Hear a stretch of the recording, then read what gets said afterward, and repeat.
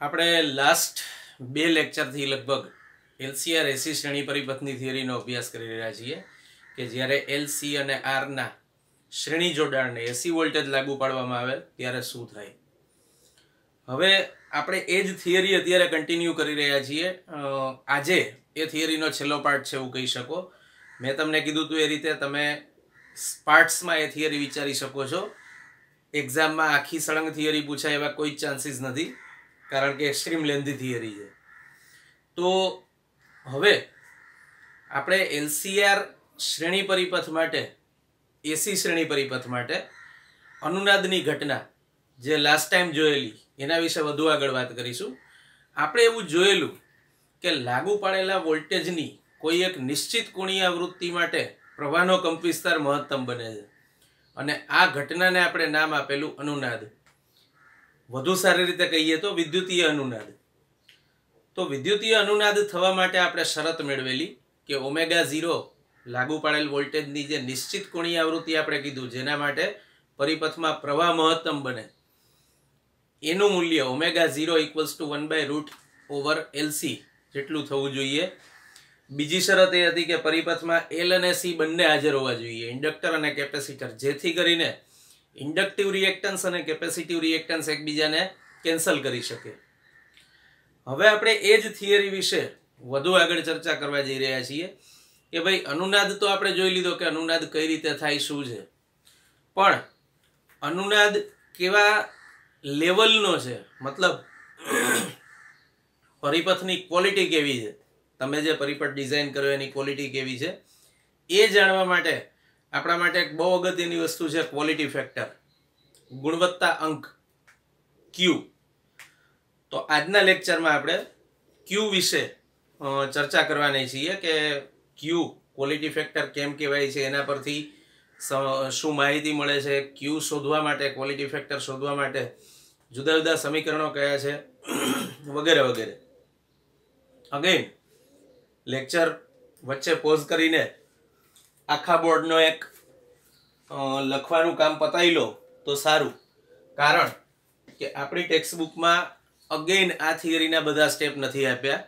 As you know which is frequent case કે generally કોઈ પણ થિયરીમાં પૂરેપૂરા સ્ટેપ્સ આપેલા નથી. આપણે અહીંયા બધા જ સ્ટેપ્સ લખ્યા છે, જેથી કરીને કદાચ તમે લાઈવ નથી ભણી રહ્યા તો પણ વિડીયોઝ જોઈને પણ તમે આખી થિયરી સમજી શકો પ્રોપર. એટલે ક્યાંય પણ ટેક્સ્ટબુકમાં તમને જે ઇક્વેશન્સ આપ્યા છે એ વાંચ્યા પછી કન્ફ્યુઝન થાય તો રેડી રેફરન્સ માટે આપણી જોડે થિયરી લખેલી હોય એ પ્રિફરેબલ છે.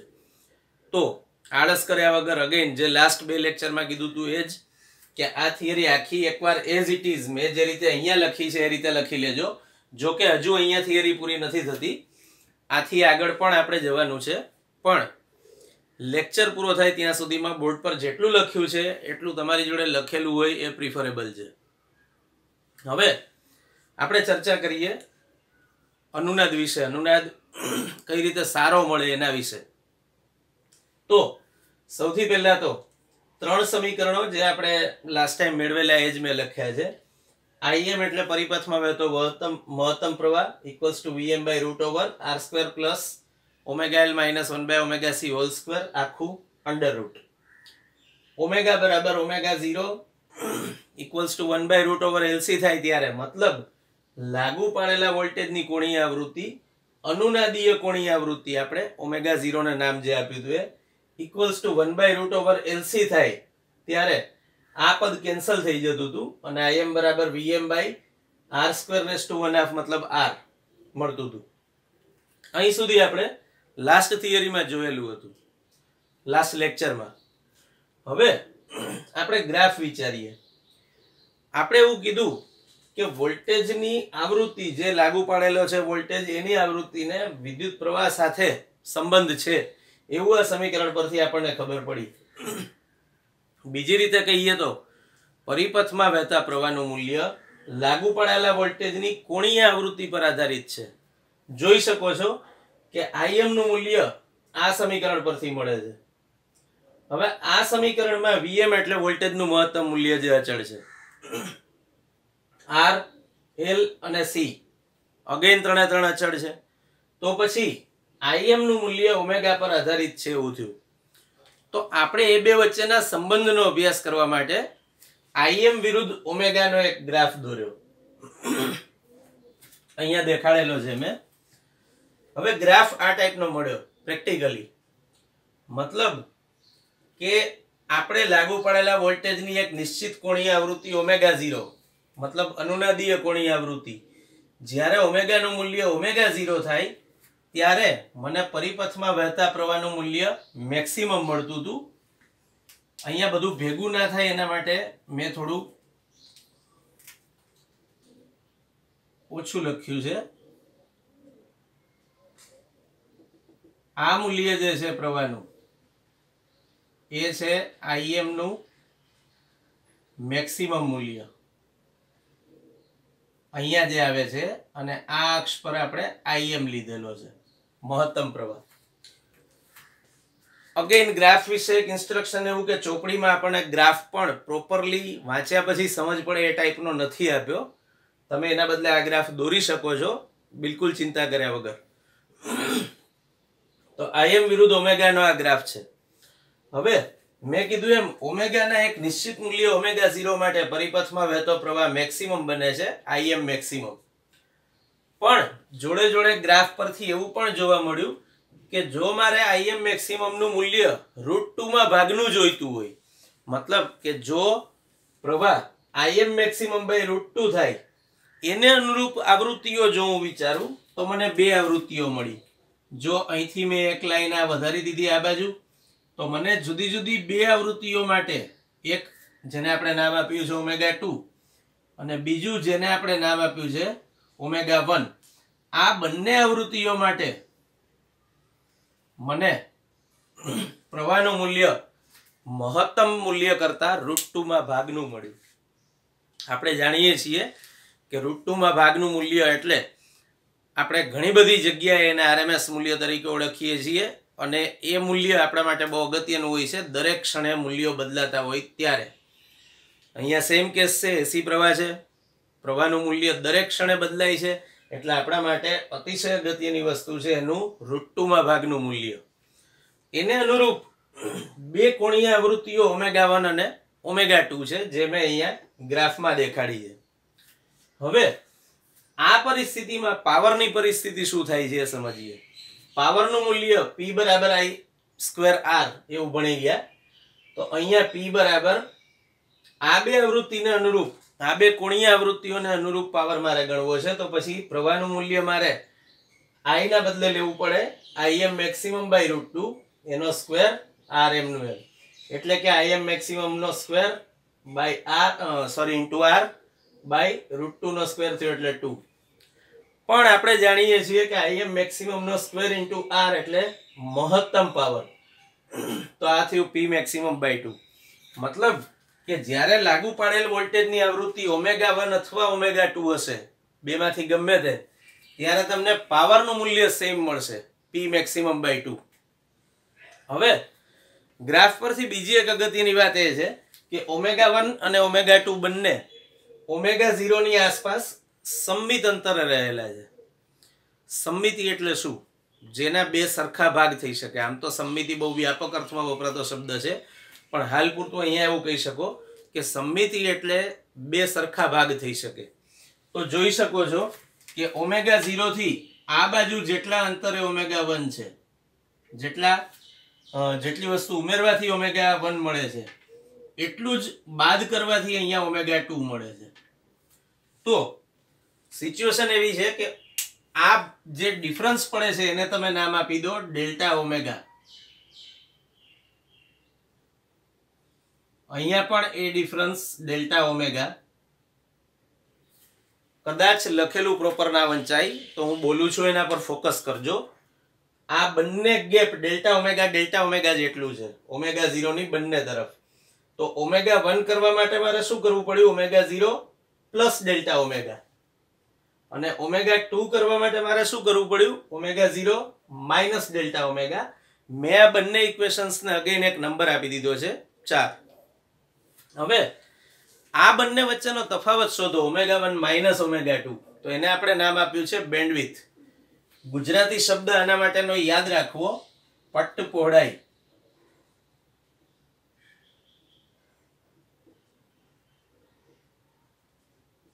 આટલું શુદ્ધ ગુજરાતી જનરલી કરવામાં નથી આવતું, પણ બાય ચાન્સ તમારી ટેક્સ્ટબુકમાં જે ઇંગ્લિશનું ગુજરાતી કર્યું છે અતિ શુદ્ધ ગુજરાતી છે, એટલે બની શકે કે બેન્ડવિડ્થના બદલે એક્ઝામમાં શબ્દ આપ્યો હોય પટ્ટ પહોળાઈ, તો આપણે ગણતરી રાખવાની એવી માનસિક કે આવું કંઈક થઈ શકે. તો હવે ω1 માઇનસ ω0 ω2 એમાં હું બંનેની કિંમતો મૂકી દઉં. જો ω1 એટલે મેં અહીંથી લીધું ω0 પ્લસ ડેલ્ટા ઓમેગા, માઇનસ ω2 છે એટલે ω2 માં બંનેની સંજ્ઞા ઉલટાઈ ગઈ, તો આ માઇનસ ω0 આ માઇનસ માંથી પ્લસ થઈ ગયું. પાછું બંને જગ્યાએથી ω0 કેન્સલ, પ્લસ માઇનસ વધ્યું 2 ડેલ્ટા ઓમેગા. હવે સમીકરણ 1 પર પાછા આવીએ. તો સમીકરણ 1 માં જ્યારે હું ઓમેગાની કિંમત ω1 લઈ લઉં, અહીંયા ઓમેગાના બદલે ω1 લઈ લઉં, તો એને અનુરૂપ પ્રવાહ પણ Im maximum by √2 મળે. આપણે ગ્રાફમાં જોયું. હવે Im maximum by √2 એમાં Im maximum ની કિંમત Vm by R છે. તો હવે મારે સમીકરણ 1 માં અહીંયા Vm by R √2 લેવું પડે. Im maximum ની કિંમત Vm by R લઈ લીધી, છેદમાં √2 એમ ના એમ છે, અને ઓમેગા બરાબર ω1 લઈ લીધું આ ઇક્વેશનમાં. તો Im ની જગ્યાએ Vm by R √2 મૂક્યું, અને આ બાજુ Vm ના છેદમાં √/R² પ્લસ આ પદમાં હવે મારે ઓમેગાના બદલે ω1 લેવાનું, જે મેં અહીંયા મૂકેલું છે. હવે હું શું કરું છું, બે બાજુ પહેલા તો છેદ ઉડી જશે, આ Vm કેન્સલ થઈ જશે. હવે હું સમીકરણનો વર્ગ કરી નાખું અને એનું વ્યસ્ત લઈ લઉં, તો આનો સ્ક્વેર થશે 2R². વ્યસ્ત કરવાનો એટલે અંશમાં જતો રહ્યું 2R². એ જ રીતે આનો વ્યસ્ત કરો અને વર્ગ કરો એટલે આ વર્ગમૂળ કેન્સલ થઈ જાય, વધ્યું ખાલી આ R² plus ω1L minus 1/ω1C નો હોલ સ્ક્વેર. હવે આ R² ને જ્યારે હું આ બાજુ લઈ જાઉં છું ત્યારે એ માઇનસ થઈ જાય, એટલે 2R² માઇનસ R² એટલે R² મળ્યું. તો R² ઇક્વલ્સ ટુ આ પદ એવું થયું, બે બાજુ રૂટ લઈ લો એટલે આ કિંમત મળી, R ω1L minus 1/ω1C R ની કિંમત. હવે આપણે જાણીએ છીએ કે ω1 equals to ω0 plus delta omega. તો હું એ જ કિંમત અહીંયા લઈ લઉં છું, ω1 ની જગ્યાએ ω0 plus delta omega, L as it is, એમનો એમ રહ્યો કોઈ ચેન્જ વગર, માઇનસ 1 ના છેદમાં પાછું ω1 ની કિંમત ω0 પ્લસ ડેલ્ટા ઓમેગા, C એમનો એમ ઇક્વલ્સ ટુ R પણ એઝ ઇટ ઇઝ. હવે આને સાદુરૂપ આપીએ. અહીંથી મેં ω0 કોમન લઈ લીધું, તો આ ω0, અહીંયા વધ્યું 1, અહીંયા નહોતું અને કોમન લીધું એટલે આપણે ω0 વડે ભાગવું પડ્યું, આ L એમનો એમ, માઇનસ 1 ના છેદમાં અહીંયા હું સેમ પ્રોસેસ કરું છું, ω0 કોમન લઈ લઉં છું. તો હવે મળે છે ω0, અહીંયા 1 plus delta omega by ω0, C as it is equals to R પણ એમનું એમ. હવે આ સમીકરણને આપણે વધારે થોડું સિમ્પ્લિફાય કરવું છે, આપણું કામ ઈઝી થાય એના માટે. તો ω0L ઇક્વલ્સ ટુ 1/ω0C આપણે જેના પરથી આ શરત મેળવી હતી એના પરથી હું આવું લખી શકું છું. યાદ હોય તો ω0² ઇક્વલ્સ ટુ 1/LC એવું લખ્યું હતું. તો બીજા પદમાં હું ω0C જે છે આ 1/ω0 ઇન્ટુ C એની કિંમત ω0L મૂકી દઉં.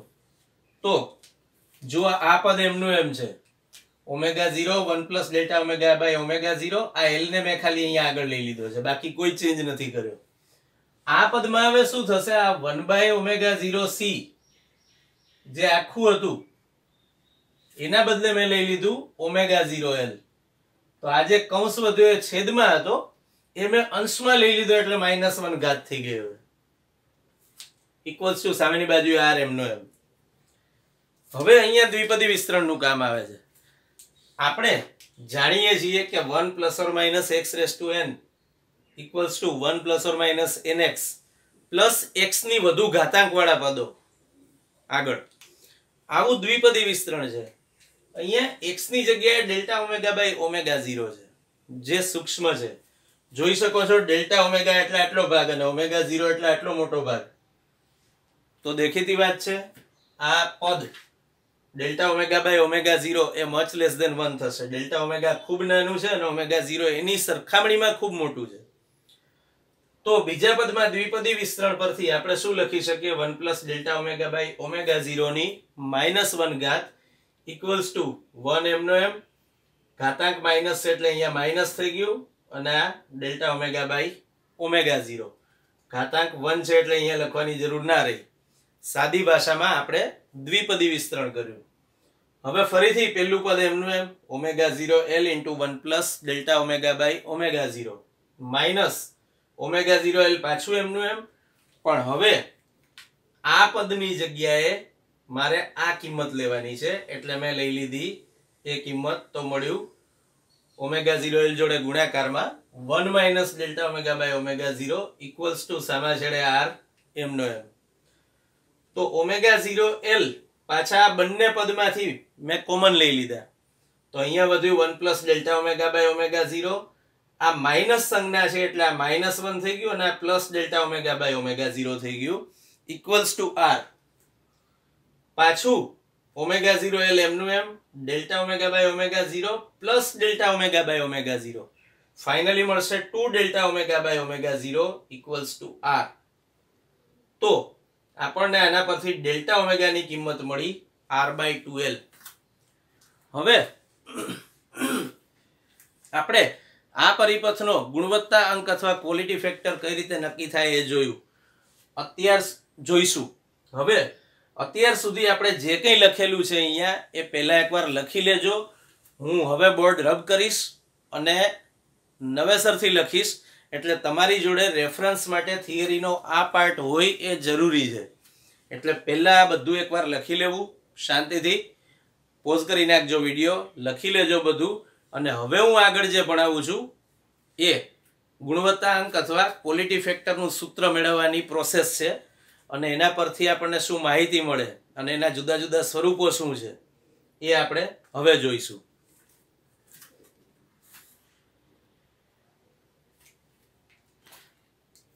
હવે મેં કીધું એમ આપણે ક્વોલિટી ફેક્ટર વિશે વાત કરવા જઈ રહ્યા છીએ. પરિપથનો ગુણવત્તા અંક.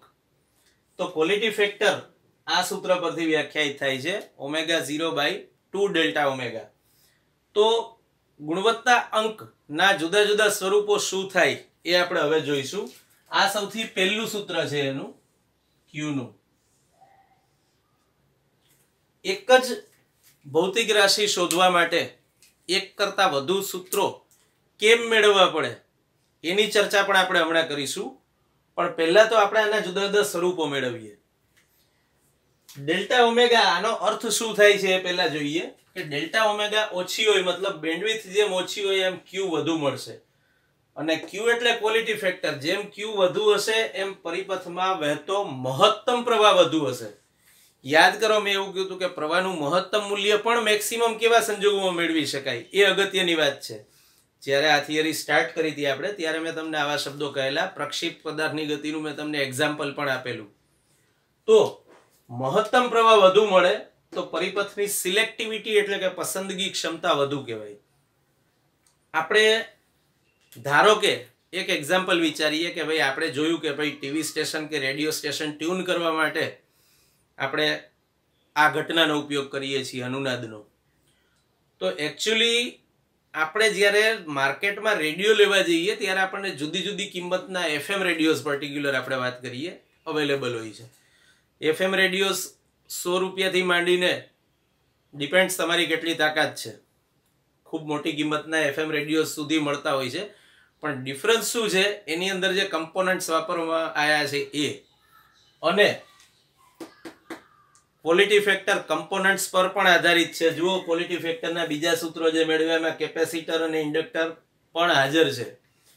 તો યાદ એવું રાખવાનું છે કે આપણે Qના જે અલગ અલગ સ્વરૂપો મેળવીશું હવે પર્ટિક્યુલર એ આપણને એક અછડતો ખ્યાલ આપે છે કે આના પરથી તમે ડાયરેક્ટ નહીં શોધી શકો ઓમેગા 0/2 ડેલ્ટા ઓમેગા બરાબર છે. પણ આ મૂલ્યો રૂટીનમાં આપણા માટે નકામા છે.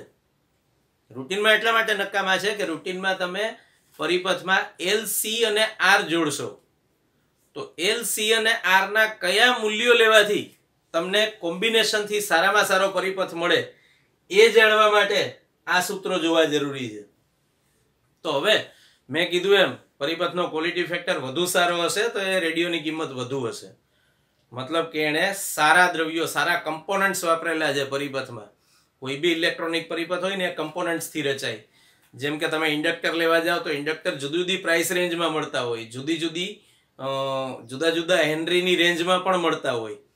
પણ આપણા માટે બીજો કિંમતની દ્રષ્ટિએ અગત્યનો ફેક્ટર છે પ્રાઇસ રેન્જ બહુ મોટી હોય છે. તો અમુક ઇન્ડક્ટર સારી ક્વોલિટીના હોય, અમુક ઇન્ડક્ટર ખરાબ ક્વોલિટીના હોય. ધારો કે તમે નક્કી કર્યું કે મારે આટલાથી આટલા હેનરીનું ઇન્ડક્ટર જોઈએ છે તો એ જ રેન્જમાં ઇન્ડક્ટન્સ ધરાવતા જુદા જુદા 10 જાતના ઇન્ડક્ટર્સ અવેલેબલ હોય. એમાં એક સસ્તું હોય અને એક મોંઘું હોય.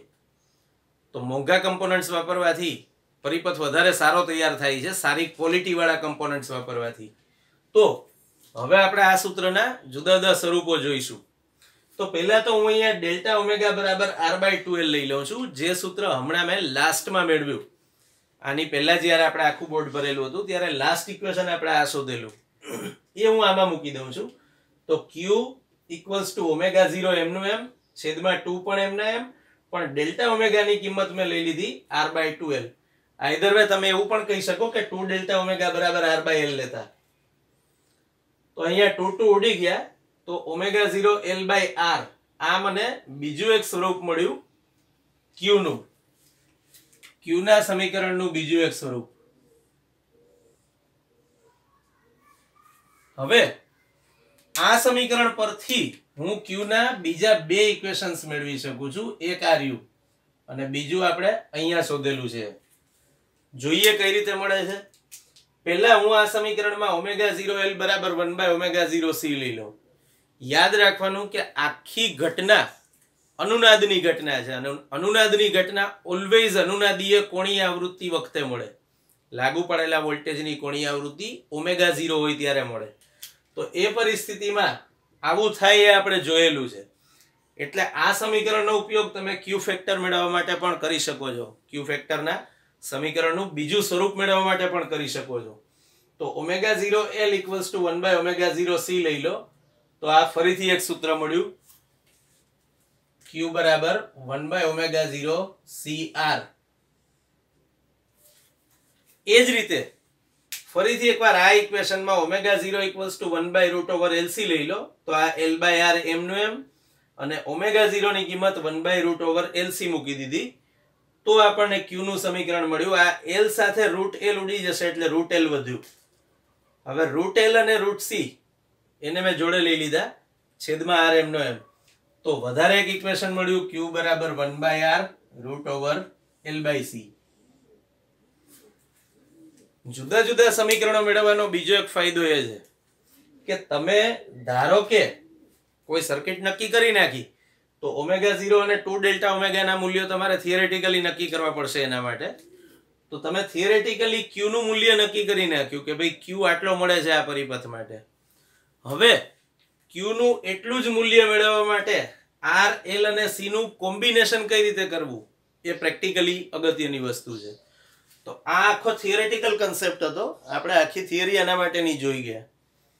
આ પ્રેક્ટિકલ વેલ્યુઝ કઈ રીતે મૂકવી R, L, C ની એ તમને જણાવે છે. જોકે આ સમીકરણનું અર્થઘટન કે પછી આનું અર્થઘટન અને આનું અર્થઘટન બિલકુલ સમાન થાય.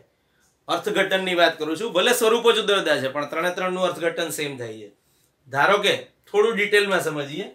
તમે અહીંયા જે લખો છો Q = 1/R√L/C, આ સમીકરણ પરથી એવું કહી શકાય કે જો મારે ક્વોલિટી ફેક્ટર સારો જોઈતો હોય, પરિપથ સારી ક્વોલિટી વાળો જોઈતો હોય તો કાં તો R ઘટાડવો જોઈએ, C ઘટાડવો જોઈએ કારણ કે બંને સાથે વ્યસ્ત ચલનમાં છે Q.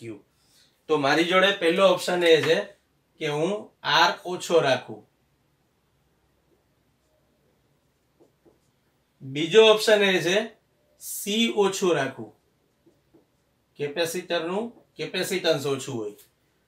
અને અથવા બીજું આ પણ થઈ શકે કે L વધુ રાખવું. તો આ ત્રણે ત્રણ કેસમાં આ સમીકરણ પરથી કહી શકાય કે Q નું મૂલ્ય વધુ મળે. હવે Q નું મૂલ્ય વધુ મળે એનો અર્થ શું જો અહીંયા આપણે જોયું Q વધુ હોય તો મહત્તમ પ્રવાહ વધુ મળે, પરિપથ વધારે સારો ગણાય, એની સિલેક્ટિવિટી સારી ગણાય.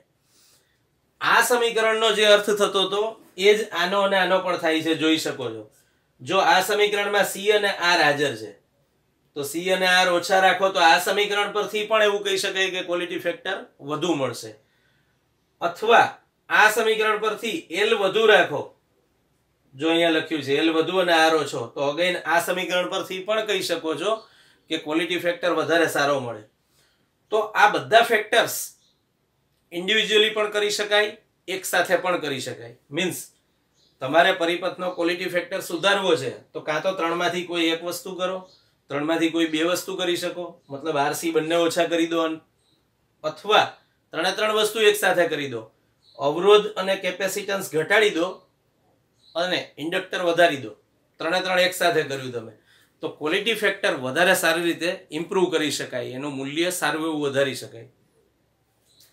ઉપરાંત લાસ્ટ મુદ્દો કે ખરેખર અનુનાદની ઘટનામાં આપણે આમ જુઓ તો ઇન્ડક્ટર અને કેપેસિટરના મૂલ્યો જ સેટ કરીએ છીએ, બરાબર છે, ક્વોલિટી ફેક્ટર છે જ, પણ આપણે જે આ શરત લીધેલી